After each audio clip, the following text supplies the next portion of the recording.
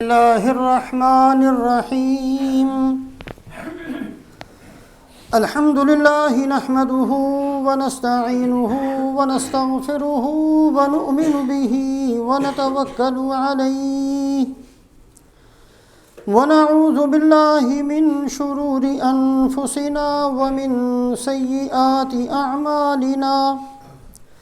من يهده الله فلا مضل له ومن يضلله فلن تجد له وليا مرشدا أما بعد فقال الله تبارك وتعالى أعوذ بالله من الشيطان الرجيم بسم الله الرحمن الرحيم يحلفون بالله لكم ليرضوكم والله ورسوله أحق أن يرضوه إن كانوا مؤمنين ألم يعلموا أنه من يحادد الله ورسوله فإن له نار جهنم خالدا فيها ذلك الخزي العظيم وعن المرداس الأسلمي رضي الله تعالى عنه قال قال رسول الله صلى الله عليه وسلم يذهب الصالحون الأول فالأول وتبقى حفالة كحفالة الشعير لا يباليهم الله بالا أو كما قال رسول الله صلى الله عليه وسلم۔ ایک معمولی اور ایک ادنا مسلمان ہونے کی حیثیت سے ہم سب اس بات کو جانتے ہیں کہ ایک مسلمان اپنی زندگی میں جتنی بھی نیکیاں کرتا ہے، گناہوں سے بچنے کے لیے جتنی بھی کوششیں کرتا ہے، شریعت کی جتنی بھی پابندیوں کا احترام کرتا ہے، جتنی بھی مصیبتوں پر صبر کرتا ہے، یہ سب کا سب صرف اس لیے کہ اللہ اور اللہ کے رسول راضی ہو جائیں۔ اللہ اور اللہ کے رسول راضی ہو جائیں، اس کے لیے یہ ساری زندگی کی کوششیں اور ساری زندگی کی محنتیں ہیں۔ قرآن پاک کے اندر اللہ فرماتے ہیں وَرِضْوَانٌ مِّنَ اللَّهِ أَكْبَرُ، اللہ کی معمولی سی اور تھوڑی سی بھی رضا زمین و آسمان جنت ان سب سے زیادہ بڑھ کر ہے، اس لیے کہ اللہ کی رضا کے بھی درجات ہیں۔ سب سے زیادہ رضا اور خوشنودی اللہ پاک کی سرکار دو عالم حضرت محمد صلی اللہ علیہ وسلم کے لیے، اور اس کے بعد اللہ کی رضا درجہ بدرجہ عام انسانوں اور عام مسلمانوں کے لیے سب سے تھوڑی سی جس کو خوشنودی ملے گی، یہ وہ آدمی جو سب سے اخیر میں ایمان کے رائی کے دانے کے برابر بلکہ اس سے بھی کم ایمان کی وجہ سے جنت کا مستحق بنے گا، اس کو بھی جو اللہ کی خوشنودی اور رضا ملے گی وہ بھی ساتوں آسمانوں ساتوں زمینوں سے بڑھ کر ہے۔ وَرِضْوَانٌ مِّنَ اللَّهِ أَكْبَرُ۔ حضرت سلیمان علیہ السلام اللہ پاک نے بہت بڑی حکومت دی، ایسی حکومت کہ نہ ان سے پہلے کسی کو ملی نہ قیامت تک کسی اور کو ملے گی۔ ایسا بہترین تخت، روایات کے مطابق 40,000 کرسیاں تھیں جو اس پر ارکان دولت بیٹھا کرتے تھے، اور حضرت سلیمان علیہ السلام کا تخت تھا جس پر تشریف رکھتے تھے، اور یہ اتنا لمبا چوڑا تخت جس کے اوپر 40,000 کرسیاں ہوں، ہوا اس کو اڑاتی تھی اور صبح کے تھوڑے سے وقت کے اندر اتنی دور لے کر چلی جاتی تھی جتنا ایک مہینے میں بندہ سفر کرتا ہے۔ حضرت سلیمان علیہ السلام اپنے ارکان دولت کے ساتھ اس تخت پر ہوا کے اوپر سوار تشریف لے جا رہے تھے۔ ایک چیونٹی نے اس عظمت کو دیکھ کر، اتنی لمبی چوڑی سلطنت کو دیکھ کر اپنی چیونٹیوں سے کہا کہ جلدی سے بلوں میں گھس جاؤ، لا یحطمنکم سلیمان وجنودہ وہم لا یشعرون، کہیں ایسے نہ ہو کہ تم روندی نہ چلی جاؤ۔ حضرت سلیمان علیہ السلام نے اللہ کی اس نعمت کو دیکھ کر 3 دعائیں مانگی۔ سب سے پہلی دعا مانگی، رب اوزعنی ان اشکر نعمتک التی انعمت علی وعلی والدی، اے اللہ اتنی بڑی جو آپ نے ہمیں نعمت دی ہے، مجھے دی، میرے والد کو دی، اے اللہ اس پر مجھے شکر کرنے کی توفیق نصیب فرما۔ ایک دعا تو یہ مانگی۔ دوسری دعا یہ مانگی، وَأَنْ أَعْمَلَ صَالِحًا تَرْضَاهُ، اے اللہ ساری زندگی مجھے وہ عمل کرنے کی توفیق دینا جس سے آپ راضی ہوتے ہوں۔ اللہ کی رضا اتنی بڑی چیز ہے۔ اور تیسری دعا یہ مانگی کہ اے اللہ اپنے خاص اور نیک بندوں کے اندر مجھے بھی داخل فرما دینا۔ حضرت معاویہ رضی اللہ تعالیٰ عنہ نے حضرت صدیقہ رضی اللہ تعالیٰ عنہ کی خدمت میں ایک خط لکھا، اور خط کا مضمون یہ تھا کہ آپ مجھے کچھ نصیحت فرمائیں۔ حضرت عائشہ رضی اللہ تعالیٰ عنہ نے اس خط کو پڑھ کر جو جواب لکھا ہے، جو حدیث پاک کی کتابوں میں موجود ہے، حضرت صدیقہ رضی اللہ تعالیٰ عنہ نے لکھا، من التمس رضا اللہ بسخط الناس کفاہ اللہ مؤونۃ الناس۔ اے معاویہ اس بات کو یاد رکھنا کہ جو آدمی صرف اللہ کی رضا کو مقصود بناتا ہے، اللہ بندوں کو خود راضی کر دیتے ہیں۔ وقتی طور پر بندے راضی نہیں ہوتے، لیکن انجام کے اعتبار سے اللہ پاک ایسے بندوں سے سب کو راضی کر دیں گے۔ ممکن ہے امام بخاری سے ان کے زمانے والے راضی نہ ہوئے ہوں، لیکن قیامت تک کے انسانوں کو اللہ نے راضی کر دیا۔ صلحاء جتنے بھی دنیا کے اندر آئے، اپنے زمانوں کے اندر تو تکلیفیں برداشت کی ہیں، لیکن اللہ پاک نے ان کی عظمت، ان کی محبت لوگوں کے دلوں میں قیامت تک کے لیے بٹھا دی۔ حضرت عائشہ رضی اللہ تعالیٰ عنہ نے خط لکھا کہ جو اللہ کی رضا کو مقصود بناتا ہے، اللہ اپنے ذمے لیتے ہیں کہ اللہ ساری مخلوق کو اس سے راضی کر دیں گے، اور جو اللہ کی رضا کی پرواہ نہیں کرتا اور زندگی کے اندر اسی مصیبت میں پڑا رہتا ہے کہ اس کو راضی کر دوں، اس کو راضی کر دوں، اس کو راضی کر دوں، وہ دیکھ لے گا کہ دنیا والے بھی راضی نہیں ہوئے اور اللہ کا تو اس نے پہلے ناراض کر دیا۔ تو مسلمان جتنی بھی کوششیں پوری زندگی کے اندر کرتا ہے، اس سب کا نچوڑ، اس سب کا مقصود، اس سب کا خلاصہ صرف یہ ہے کہ اللہ اور اللہ کے رسول مجھ سے راضی ہو جائیں۔ حضرت صہیب رومی رضی اللہ تعالیٰ عنہ جب ہجرت کا حکم ہوا، مکہ مکرمہ چھوڑ کر مدینہ منورہ کی طرف روانہ ہوئے۔ راستے میں مکے والوں نے پکڑ لیا کہ ہم تو نہیں جانے دیتے آپ کو۔ حضرت صہیب رومی رضی اللہ تعالیٰ عنہ فرمانے لگے کہ دیکھو میرا نشانہ بہت پکا ہے، میں بہت سخت نشانہ باز آدمی ہوں، اگر تم میرے قریب آنا چاہو گے تو میں تیروں سے تمہارا مقابلہ کروں گا۔ ٹھیک ہے میں نے تو مر جانا ہے، لیکن میں تم میں سے کئیوں کو لے کر مروں گا، اور اگر تم اس پر آمادہ اور تیار ہو کہ میرے پاس بہت سا مال ہے جو مکے کے اندر رکھا ہے، میں اس کا پتہ بتا دیتا ہوں، سارے کا سارا جا کر لے لو، میں نے اپنے رب کو راضی کرنا ہے، مجھے مدینہ جانے دو۔ مکے والوں نے سوچا مار دیا تو کچھ پلے تو آئے گا نہیں، انہوں نے کہا جی ٹھیک ہے ہمیں یہ سودا منظور ہے، بتائیے آپ کا مال کہاں۔ انہوں نے ساری فہرست بتا دی، اتنے پیسے فلانی جگہ ہے، اتنی چیزیں فلانی جگہ ہے، وہ سب کا سب تم لے لو، اور تنہا تنہا خالی ہاتھ مجھے رسول اللہ صلی اللہ علیہ وسلم کی خدمت میں جانے دو۔ حضرت صہیب رضی اللہ تعالیٰ عنہ مدینہ منورہ پہنچے،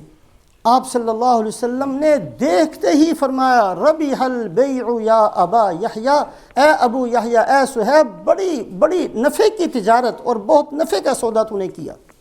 اس لیے کہ اللہ پاک نے مجھ پر قرآن اتار دیا، وَمِنَ النَّاسِ مَن يَشْرِي نَفْسَهُ ابْتِغَاءَ مَرْضَاتِ اللَّهِ، کہ صحابہ ایسے ہیں کہ اللہ کی خوشنودی کے لیے سب کچھ دے دیتے ہیں۔ مسلمان کے سامنے صرف ایک ہی نیت، ہماری زندگی کا ایک ہی مقصد، ہماری زندگی کے سارے پاپڑ بیلنے کا ایک ہی مقصد، اور صرف ایک ہی مقصد کہ ہم نے اللہ کو اور اللہ کے رسول حضرت محمد صلی اللہ علیہ وسلم کو راضی کرنا ہے۔ اس کے علاوہ ہمارا کوئی مقصد نہیں ہے۔ ہم زندگی میں بڑی سے بڑی تکلیف برداشت کرنے کے لیے آمادہ ہیں اگر ہمیں پتہ چل جائے کہ اس سے اللہ راضی ہوتے ہیں، اللہ کا رب راضی ہوتا ہے۔ ہم بڑے سے بڑے نفع کو چھوڑنے کے لیے تیار ہیں اگر ہمیں معلوم ہو جائے کہ میرا رب اس بات سے راضی ہوتا ہے اور میرا نبی اس بات سے راضی ہوتا ہے۔ مسلمان کی زندگی کا لب لباب، مسلمان کی زندگی کا نچوڑ، مسلمان کی زندگی کا خلاصہ، مسلمان کی زندگی کی ساری محنتوں کے پیچھے صرف ایک نظریہ ہے کہ میں نے اپنے اللہ کو، اپنے نبی کو راضی کرنا ہے۔ اللہ پاک نے حضرت محمد صلی اللہ علیہ وسلم کی عظمت کو قرآن پاک میں ایک عجیب انداز سے ایک جگہ بیان فرمایا۔ آپ کی عظمت بہت بیان کی گئی قرآن کے اندر، لیکن ایک جگہ اللہ فرماتے ہیں قد جاءکم من اللہ نور وکتاب مبین یہدی بہ اللہ من اتبع رضوانہ سبل السلام ویخرجہم من الظلمات الی النور وَيَهْدِيهِمْ إِلَى صِرَاطٍ مُسْتَقِيمٍ کہ ہم نے ایک بہت بڑی روشنی یعنی نور، رسول پاک علیہ السلام کو نور فرمایا۔ اللہ پاک فرماتے ہیں کہ ہم نے نور بھیجا تمہارے اندر اور ایک بہترین کتاب بھیجی ہے، لیکن یاد رکھنا آپ صلی اللہ علیہ وسلم کی ذات بابرکات سے اور اس قرآن سے فائدہ صرف اسی کو ہوگا، ہدایت صرف اسی کو ملے گی من اتبع رضوانہ، جس کا مقصد صرف اللہ کو راضی کرنا ہے۔ منافقین نے زبان سے کلمہ پڑھ لیا، منافقین صف کے اندر، صف اولا کے اندر آ کر کھڑے ہو جایا کرتے تھے۔ صحابہ فرماتے ہیں کہ ہمارے دور میں منافقین کی بھی ہمت نہیں ہوتی تھی کہ جماعت کی نماز چھوڑ دیں۔ صف کے اندر کھڑے ہونے والے بہت سارے منافقین تھے، جہاد میں ساتھ شرکت کرنے والے بہت سارے منافقین تھے۔ اللہ فرماتے ہیں اگر حضرت محمد صلی اللہ علیہ وسلم کی ذات بابرکات سے فائدہ کسی کو ملے گا، اس قرآن سے کسی کو فائدہ ہوگا تو صرف اس کو ہوگا یہدی بہ اللہ من اتبع رضوانہ سبل السلام۔ اللہ پاک نے سیدھے راستوں کی ہدایت صرف اسی کو دینی ہے جس نے اپنی زندگی کا مقصود صرف مجھے راضی کرنا بنا لیا۔ جو بندہ، جو ایمان والا اللہ پاک کی رضا کو مقصود بناتا ہے، اللہ پاک کی ایک عادت شریفہ یہ ہے کہ اللہ پاک جیسا عمل ہو اس کے مطابق ہی بدلہ دیتے ہیں۔ فرمایا لَيُدْخِلَنَّهُمْ مُدْخَلًا يَرْضَوْنَ، جو مجھے راضی کرتا رہے گا کل قیامت والے دن اپنی مرضی کی جنت نہیں بلکہ اس کی پسند کی جنت اس کو دوں گا۔ پوچھوں گا اس سے کیا چاہیے، کون سی نعمت چاہیے، لَيُدْخِلَنَّهُمْ مُدْخَلًا يَرْضَوْنَ، میں ضرور ضرور اپنے ایسے بندوں کو جنت میں، اس جنت میں پہنچاؤں گا جس جنت کو وہ خود پسند کریں گے۔ کیوں؟ اس لیے کہ انہوں نے میری رضا کو سامنے رکھا، میں ان کی رضا کو سامنے رکھوں گا۔ فَأَمَّا مَنْ أُوتِيَ كِتَابَهُ بِيَمِينِهِ فَيَقُولُ هَاؤُمُ اقْرَءُوا كِتَابِيَهْ إِنِّي ظَنَنْتُ أَنِّي مُلَاقٍ حِسَابِيَهْ فَهُوَ فِي عِيشَةٍ رَاضِيَةٍ۔ ایسے بندے آئیں گے، ان کا نامہ اعمال ان کے دائیں ہاتھ میں پکڑا دیا جائے گا، اور اللہ فرماتے ہیں پھر ان کو میں ایسی زندگی دوں گا جو زندگی ان کو پسند ہوگی، میں ان کو راضی کروں گا، میں ان کو خوش کروں گا، اس لیے کہ وہ دنیا میں مجھے راضی کرتے رہے، مجھے خوش کرتے رہے۔ تو اللہ پاک کی رضا ایک ایمان والے کی زندگی کا نچوڑ ہے، ایک ایمان والے کی زندگی کا سارا خلاصہ اور نچوڑ اور مقصود صرف ایک چیز ہے کہ اللہ اور اللہ کے نبی حضرت محمد صلی اللہ علیہ وسلم مجھ سے راضی ہو جائیں۔ اسی چیز کو پہلا سبق سمجھا جائے، اسی چیز کو درمیانی سبق سمجھنا، اور اسی چیز کو ایمان کا آخری درجہ سمجھنا۔ ایک آدمی کلمہ پڑھتا ہے، ایمان میں داخل ہوتا ہے، سب سے پہلے کیا پڑھایا جاتا ہے؟ لا الہ الا اللہ محمد الرسول اللہ۔ اس کو یہ نہیں کہا جاتا کہ جا کر حج کر کے آ، نہیں، سب سے پہلا سبق اسلام میں داخل ہونے والے کو لا الہ الا اللہ محمد الرسول اللہ، یہ بتایا جاتا ہے کہ عبادت صرف اللہ کی کرنی ہے، زندگی صرف رسول پاک علیہ الصلوۃ والسلام کی اختیار کرنی ہے۔ ایک آدمی کسی بہت بڑے ولی کامل کے پاس جا کر کہے جی میرا تزکیہ چاہیے، میں اپنے آپ کو ٹھیک کرنا چاہتا ہوں، وہ ولی کامل سب سے پہلا سبق اس کو یہ دیتا ہے کہ اپنی زندگی کا مقصود صرف اللہ کی رضا کو اور اللہ کے نبی کی رضا کو بنانا ہے، باقی کسی کی کوئی پرواہ نہیں کرنی۔ اور جو آخری سانس ایک مسلمان کا ہوتا ہے اس کے اندر بھی اس نے یہی دیکھنا ہے کہ میرا رب مجھ سے راضی ہوا کہ نہیں ہوا۔ اور اسی وجہ سے سب سے پہلی بات جو فرشتہ ایمان والے کو اس کی روح کے قبض کرتے ہوئے کہتا ہے، یا ایتھا النفس المطمئنہ ارجعی الی ربک راضیۃ مرضیہ، اے اطمینان والی جان، تو نے زندگی گزاری، اب یہاں سے نکل، چھوڑ اس دنیا کو اور ایسے رب کے پاس چل جو رب تجھ سے راضی اور تو اس رب سے راضی۔ میرے محترم بزرگوں اور دوستوں، ہماری زندگی کا ساری محنتوں کا، ساری تکلیفوں کا، ساری نیکیوں کا، سارے اعمال کا، سارے گناہوں سے بچنے کا ایک ہی ہماری غرض اور ایک ہی ہماری نیت اور ایک ہی ہمارا مقصد کہ میرا رب اور میرے رسول، میرے نبی مجھ سے راضی ہو جائیں۔ اس کے علاوہ کوئی مقصد نہیں ہے۔ رمضان المبارک کا برکت والا مہینہ یہ مشق کے لیے ہے، اعمال صالحہ کی مشق کرنا، اپنی نیتوں کی اصلاح کی مشق کرنا، اپنے آپ کو گناہوں سے بچانے کی مشق کرنا، اپنی عادتوں کو سنوارنا، اپنی اصلاح کی کوشش کرنا، اپنی نگاہوں کو ٹھیک کرنا، اپنی سوچ اور سمجھ کو ٹھیک کرنا، یہ پورے کا پورا مہینہ اس مشق کے لیے تھا۔ کیسے گزرا اللہ پاک، جیسا گزرا اللہ قبول فرمائے، ہماری غلطیوں کو معاف فرمائے۔ باقی جو چند لمحات رہ گئے ہیں اس کے اندر ہم سب نیت کریں آج کی اس مجلس کے اندر کہ ہم نے دو چیزوں کا اہتمام کرنا ہے۔ ایک چیز، ہم نے ان تمام گناہوں سے اپنے آپ کو بچانا ہے جو گناہ ایسے ہیں کہ اللہ فرمائے کہ اس کرنے والے کو میں پسند نہیں کرتا ہوں۔ قرآن کا ایک باب ہے، لمبا باب ہے، لا یحب، اللہ اعلان فرماتے ہیں یہ کام کرو گے تو میں تم سے کبھی راضی نہیں ہوں گا، مجھے بالکل تم سے کوئی محبت نہیں ہوگی۔ بہت سارے باب ہیں، آج کی مجلس میں صرف 4 گناہ سامنے رکھیں، 4 گناہوں کے قریب ہم نے نہیں جانا انشاءاللہ۔ اللہ ہمیں توفیق نصیب فرمائے، اللہ ہماری مدد فرمائے۔ ایک گناہ اللہ فرماتے ہیں ان اللہ لا یحب الظالمین، ظلم کرنے والوں کو اللہ پسند نہیں کرتے ہیں۔ میں نے بھی، آپ نے بھی اپنے گریبانوں میں جھانک کر دیکھنا ہے کہ ہماری زندگی میں ظلم کتنا موجود ہے۔ ایک آدمی نے مجھے کوئی کڑوی بات کہہ دی، وہ ظالم بن گیا، میں نے اس کے مقابلے میں 2 کہہ دی، اب وہ ظالم نہیں ہے، وہ مظلوم ہے، میں ظالم بن گیا ہوں۔ کتنا ہماری زندگیوں کے اندر موجود ہے۔ اینٹ کا جواب پتھر سے دینا، اس کو ہم جوامردی سمجھتے ہیں۔ رسول پاک علیہ الصلاۃ والسلام ارشاد فرماتے ہیں الظلم ظلمات یوم القیامہ، یاد رکھنا کہ یہ ظلم ایک اندھیری نہیں بلکہ بہت ساری اندھیریاں بن کر قیامت میں تمہارے سر پر سوار ہو جائے گا۔ سوال کیا صحابہ سے، من تعدون المفلس فیکم، مجھے بتاؤ کہ تم کنگال کس کو سمجھتے ہو؟ صحابہ نے کہا یا رسول اللہ، کنگال اس کو سمجھتے ہیں جس کے پاس کچھ نہ ہو، پیسہ نہ ہو، ٹکا نہ ہو، روٹی نہ ہو، کپڑا نہ ہو، مکان نہ ہو، وہ کنگال آدمی۔ فرمایا نہیں، میری امت کا کنگال وہ نہیں ہے، میری امت کا کنگال وہ ہے جو اتنی نیکیاں لے کر آئے گا اگر پہاڑوں پر رکھ دی جائیں تو پہاڑ دب جائیں۔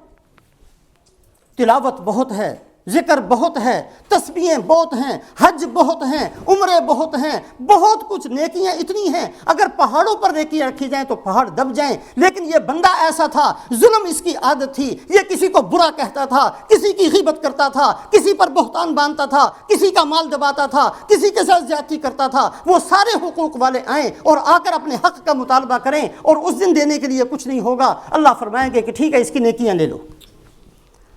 ہر حق والا آئے، اس نے مجھے گالی نکالی، وہ نیکیاں لے کر جا رہا ہے، اس نے مجھے برا کہا، وہ نیکیاں لے کر گیا، اس نے مجھے ستایا، وہ نیکیاں لے کر چلا گیا، اس نے میری غیبت کی، وہ نیکیاں لے کر چلا گیا۔ حق والے آتے رہیں اور اس کی نیکیاں لے کر جاتے رہیں۔ یہاں تک کہ یہ نیکیوں سے خالی ہو جائے اور حق والے باقی بچ جائیں، پھر وہ کہیں کہ اچھا اپنے گناہ اس کے سر پر ڈال دو۔ یہ آدمی لے کر تو بہت نیکیاں گیا تھا، لیکن نتیجہ یہ نکلا کہ اپنی نیکی بچی نہیں، دوسروں کے گناہ سر پر آگے۔ یہ ہے میری امت کا کنگال۔ ایک موقع پر آپ صلی اللہ علیہ وسلم نے فرمایا لا تکونوا امعۃ ان تقولوا ان احسن الناس احسننا وان ظلموا ظلمنا۔ ایسا نہ کرنا کہ تم اس عادت کو اختیار کرو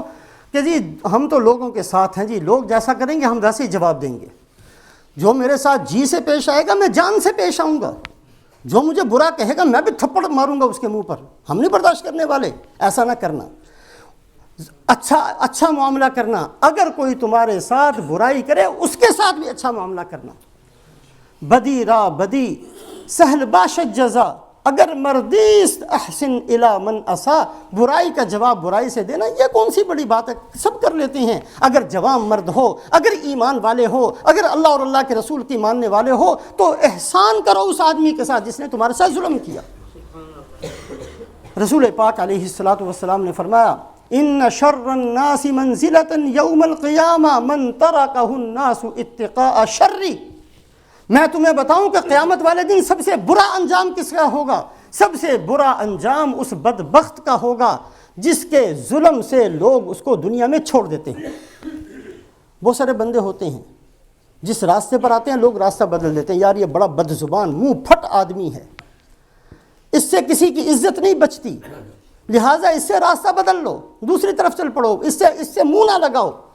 ایسا آدمی جو اتنا بد اخلاق ہو، ایسا بندہ جو ایسا منہ پھٹ ہو، ایسا آدمی جو اتنا تلخ ہو، اللہ کے نبی صلی اللہ علیہ وسلم نے فرمایا کہ یہ وہ بندہ ہوگا ان شر الناس منزلۃ یوم القیامہ من ترکہ الناس اتقاء شر، جس کے شر سے بچنے کے لیے لوگ اس کو چھوڑ دیتے ہوں، قیامت والے دن سب سے برا انجام اس کا ہوگا۔ ایک تو ہم ارادہ کریں، اللہ ہم سب کو ہماری مدد فرمائے کہ ہم نے کسی پر ظلم نہیں کرنا، جو کر چکے ہیں اس سے معافی مانگ لیں، برابر سرابر کروا لیں، آج موقع ہے کل موقع نہیں ملے گا، اور آئندہ سے ایک تو اس گناہ سے ہم نے بچنا ہے کہ ہم نے کسی پر ظلم نہ کرنا، نہ مالی طور پر کسی پر ظلم کرنا ہے، نہ زبان سے کسی پر ظلم کرنا ہے، نہ ہاتھ سے کسی پر ظلم کرنا ہے، نہ کانوں سے کسی پر ظلم کرنا ہے۔ آج کے بعد ہم اس زمین پر ظالم بن کر نہیں جئیں گے، بلکہ ہم دوسروں کے خادم بن کر جئیں گے، ہم متکبر بن کر نہیں جئیں گے بلکہ تواضع کے ساتھ اپنی زندگی گزاریں گے۔ ایک تو اس بات کا ارادہ کریں کہ آج کے بعد ہم نے ظلم نہیں کرنا، اس گناہ سے ہم نے بچنا ہے۔ دوسرا، ان اللہ لا يحب من کان خوانا اثیما، اللہ ہرگز پسند نہیں کرتے اس آدمی کو جو خیانت کرنے والا ہو۔ خیانت، کسی کے مال میں خیانت کرنا، کسی نے آپ سے کوئی بات کہہ دی، آپ نے اس بات کو پھیلانا شروع کر دیا، یہ بھی خیانت ہے۔ المستشار مؤتمن، اگر کسی نے مشورہ پوچھا ہے تو وہ امانت ہے جو آپ کے سینے میں دفن ہو جانی چاہیے، کسی کو نہیں پتہ چلنا چاہیے جی وہ آیا تھا وہ یہ بات پوچھ رہا تھا، یہ بھی خیانت کی ہے۔ ان اللہ لا يحب من کان خوانا اثیما، اللہ ہرگز اس بندے کو پسند نہیں فرماتے جو بندہ خیانت کرنے والا ہو۔ ایک واقعہ پیش آیا آپ صلی اللہ علیہ وسلم کے زمانے میں، منافقین چونکہ بہت سارے تھے، اپنے آپ کو مسلمان کہا کرتے تھے، ایک منافق نے ایک مسلمان ایک صحابی کے گھر میں چوری کی، اور چوری آٹا تھا، آٹے کی بوری تھی، وہ چوری کر لی، اس زمانے میں آٹا بہت کم ملتا تھا، اور چوری کرنے کے بعد اس بوری میں ایک سوراخ تھا، اس میں سے تھوڑا تھوڑا سا آٹا نکلتا رہا۔ ہوشیاری اس نے یہ کی کہ کچھ ہتھیار اور وہ آٹا جو چوری کیا تھا وہ اپنے گھر نہیں لے کر گیا بلکہ ایک یہودی کے گھر لے گیا، اور اس کو جا کر کہا کہ میرا مال ہے، کچھ دن کے لیے اپنے پاس بطور امانت کے رکھو، بعد میں لے لوں گا۔ نیت یہ تھی معاملہ ٹھنڈا ہو جائے گا، 2-4 دن گزر جائیں گے تو جا کر یہ لے آؤں گا۔ اب اس مالک جس کے گھر میں چوری ہوئی تھی وہ نکلا، اس نے دیکھا آٹا گرتا جا رہا ہے، اس نے یہودی کے گھر تک وہ آٹا پہنچ رہا تھا، اس نے جا کر کہا جی آپ نے میرا مال چوری کیا ہے۔ اس نے کہا نہیں چوری تو نہیں کیا، لیکن مال واقعی میرے گھر میں موجود ہے، لیکن قصہ یہ ہے کہ فلاں آدمی آیا تھا اور اس نے آ کر یہ امانت رکھی ہے، مجھے نہیں پتہ یہ کس کا ہے۔ اب یہ چونکہ اپنے آپ کو مسلمان کہتا تھا، اس نے شور مچانا شروع کر دیا، میں مسلمان ہوں جی، یہ یہودی چور ہے۔ نیت یہ تھی کہ یہودی ہے، مسلمان میری طرفداری کریں گے، میں مسلمان اپنے آپ کو مسلمان کہتا ہوں، منافق تھا، مسلمان کہتا ہوں، یہودی کا ساتھ نہیں دیں گے۔ قصہ پہنچ گیا رسول پاک علیہ الصلاۃ والسلام تک، آپ صلی اللہ علیہ وسلم پر اللہ نے آیات شریفہ نازل فرما کر سارا قصہ بتا دیا کہ حقیقت بات یہی ہے کہ یہودی بے گناہ ہے، اس نے چوری نہیں کی ہے، چور یہ منافق ہے۔ رسول پاک علیہ الصلاۃ والسلام نے مال تو اس صاحب مال کو واپس کروا دیا، لیکن آپ چونکہ رحمت للعالمین تھے،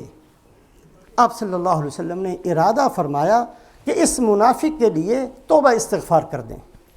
چونکہ اپنے آپ کو مسلمان کہتا ہے۔ اس پر اللہ پاک نے آیت شریفہ نازل فرمائی ہے، اور بڑے غور سے اس آیت شریفہ کو سنیے، وَلَا تُجَادِلْ عَنِ الَّذِينَ يَخْتَانُونَ أَنفُسَهُمْ إِنَّ اللَّهَ لَا يُحِبُّ مَنْ كَانَ خَوَّانًا أَثِيمًا۔ اے محمد صلی اللہ علیہ وسلم، آپ کو منع کر دیا جاتا ہے کہ ایسے لوگوں کے لیے آپ استغفار بھی نہ کریں۔ حضرت لوط علیہ السلام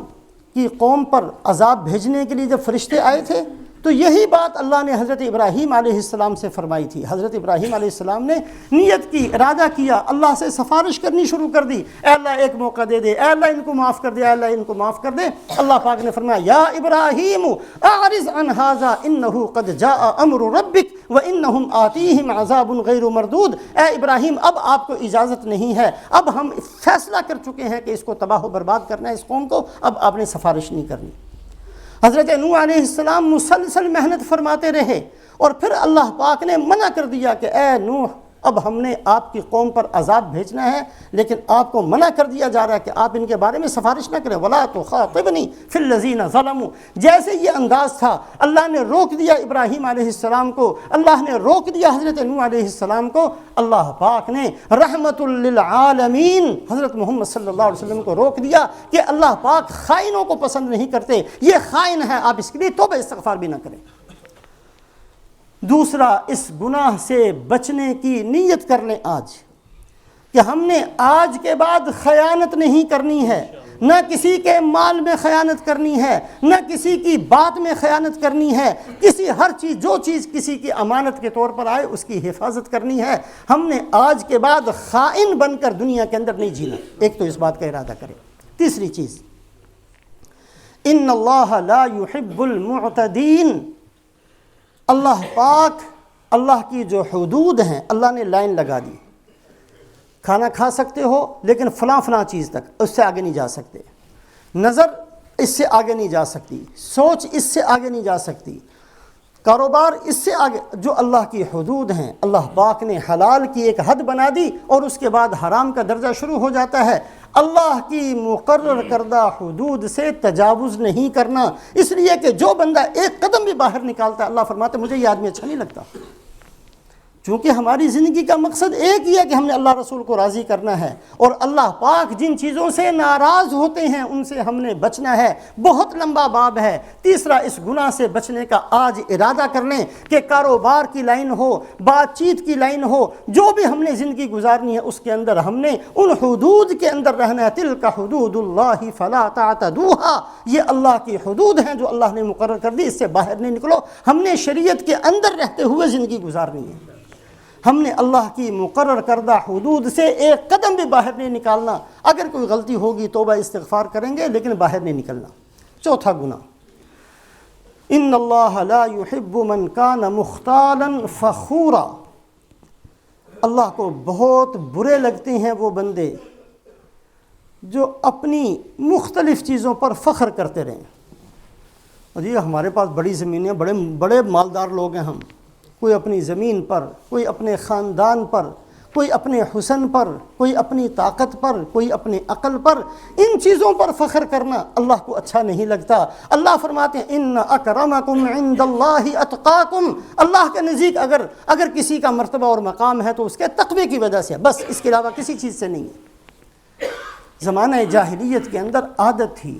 آباء و اجداد کا ذکر کرنا، فخر کرنا، اور اتنی عادت تھی کہ میدان عرفات کے اندر اور میدان منا کے اندر اور مزدلفہ کے اندر شعراء اکٹھے ہو جایا کرتے، اور وہ صرف یہ کیا کرتے کہ اپنے آباء و اجداد کا ذکر اشعار کے اندر کیا کرتے۔ اللہ پاک نے منع فرمایا، اور رسول پاک علیہ الصلاۃ والسلام نے ایک مرتبہ ارشاد فرمایا، لَيَنْتَهِيَنَّ أَقْوَامٌ يَفْتَخِرُونَ بِآبَائِهِمْ۔ آج کے بعد رک جائیں وہ لوگ جو اپنے آباء و اجداد کا نام لے کر فخر کرتے ہیں، حالانکہ کفر پر وہ مرے تھے جس کی وجہ سے وہ آج جہنم کے اندر ہیں۔ اگر کسی نے ان کے ساتھ فخر شروع کیا تو اللہ کے نزدیک وہ اتنا بے قدر ہو جائے گا جیسے گندگی کا کیڑا ہوتا ہے۔ ہم ایمان والے، ہمارے لیے فخر کی چیز اللہ کے سامنے سر جھکانا ہے۔ ہمارے لیے فخر کی چیز اللہ کے نبی حضرت محمد صلی اللہ علیہ وسلم کی زندگی ہے۔ ہمارے لیے فخر کی چیز تواضع ہے۔ ہمارے لیے فخر کی چیز دوسروں کے کام آنا ہے۔ ہمارے لیے مزے کی چیز کھانا کھلانا ہے۔ کھانے میں مزہ مسلمان کو نہیں آتا جتنا کھلانے میں آتا ہے۔ مسلمان کو مزہ ٹانگ اونچی کرنے میں نہیں آتا، سر جھکانے میں آتا ہے۔ ہماری زندگی مختلف ہے، ہم نے اس لائن سے چلنا ہے جس لائن سے اللہ کے نبی حضرت محمد صلی اللہ علیہ وسلم نے اپنی امت کو چلایا۔ یہ 4 گناہوں سے بچنے کا ارادہ کریں، اور اس کے ساتھ ساتھ دوسری چیز، رمضان المبارک کے بارے میں جو حدیث پاک پہلے جمعے کے اندر بھی بیان ہوئی تھی، آپ صلی اللہ علیہ وسلم نے منبر پر قدم رکھتے ہوئے 3 بددعائیں فرمائی تھیں۔ اس میں سے ایک بددعا یہ تھی، بعد من ادرک رمضان ولم یغفر لہ، ہلاک ہو جائے وہ آدمی جس نے رمضان المبارک کا مہینہ پایا اور پھر بھی اس کی بخشش نہیں ہوئی۔ رمضان المبارک کے چند لمحات باقی ہیں، دوبارہ ہمیں زندگی میں کسی کو ملتا ہے یا نہیں ملتا یہ تو اللہ ہی جانتے ہیں۔ بہت سارے ہمارے ساتھی گزشتہ رمضان میں ہمارے ساتھ تھے، آج قبروں کے اندر ہیں۔ اگلے رمضان میں ہم میں سے کون قبر کی اندھیریوں کے اندر پڑا ہوگا اللہ ہی جانتے ہیں۔ چند لمحات اس کے اندر کم سے کم درجے میں یہ نیت کرنا کہ رسول پاک علیہ الصلاۃ والسلام کی بددعا سے ہم نے بچنا ہے۔ اللہ کے نبی صلی اللہ علیہ وسلم جو بددعا فرما کے گئے، بعد من ادرک رمضان ولم یغفر لہ، ہلاک ہو وہ آدمی جس کو رمضان المبارک کا مہینہ ملا اور پھر بھی اس کی بخشش نہیں ہوئی۔ ہماری بخشش ہوئی ہے کہ نہیں ہوئی؟ ہم نے کتنی توبہ کی ہے، کتنے گناہوں پر ندامت کے آنسو بہائے ہیں، کتنے گناہوں کو چھوڑنے کا ارادہ کیا ہے، اس لیے کہ توبہ اس کی 3 شرطیں ہیں۔ توبہ کی 3 شرطیں، اگر حقوق اللہ ہے تو توبہ کی 3 شرطیں، اگر حقوق العباد ہے تو توبہ کی 4 شرطیں۔ پہلی شرط یہ ہے، اس کے بغیر توبہ نہیں، توبہ کرنے سے توبہ نہیں ہوتی۔ 3 چیزیں ہوں گی تو حقوق اللہ کے اندر توبہ قبول ہوگی، اور 4 چیزیں ہوں گی تو حقوق العباد کے اندر توبہ قبول ہوگی۔ اللہ کے حق کے اندر پہلی چیز یہ ہے کہ جو گناہ کیا ہے اس پر ندامت ہو۔ دوسری چیز یہ ہے کہ آئندہ نہ کرنے کا پورا عزم اور ارادہ ہو، اور تیسری چیز یہ ہے کہ اس پر توبہ استغفار کی جائے، اور حقوق العباد کے اندر چوتھی چیز یہ ہے کہ جو حق مارا ہے وہ حق واپس کیا جائے۔ ایک آدمی حق تو دیتا نہیں، توبہ کرتا چلا جاتا، اس کی توبہ قبول نہیں ہوگی حقوق العباد کے اندر جب تک صاحب حق کا حق واپس نہیں کیا۔ یہ میں نے سوچنا ہے، آپ نے سوچنا ہے کہ رمضان المبارک اگر خدا نہ خواستہ اس حالت میں مکمل ہو گیا کہ ہماری بخشش کا فیصلہ نہیں ہوا تو کہیں اللہ کے نبی حضرت محمد صلی اللہ علیہ وسلم کی بددعا میں ہم شامل تو نہیں ہو جائیں گے؟ اللہ ہماری سب کی حفاظت فرمائے۔ یہ جو چند لمحات ہیں اس کے اندر ہر آدمی اس بات کا اہتمام کرے کہ سر جھکا کر اپنے گناہوں کو یاد کرے، کتنے گناہ میری زندگی کے اندر موجود ہیں، اور پھر ان کو چھوڑنے کی نیت کرے، مسلمان بن کر جینے کا عزم کرے۔ مسلمان بن کر جینا ہمارے عزم کے ساتھ ہے، اور اسلام کے اوپر موت یہ اللہ نصیب فرماتے ہیں، لیکن جو آدمی مسلمان بن کر جیتا ہے اسی کے لیے فیصلہ ہوتا ہے کہ مسلمان بن کر مر جائے دنیا سے۔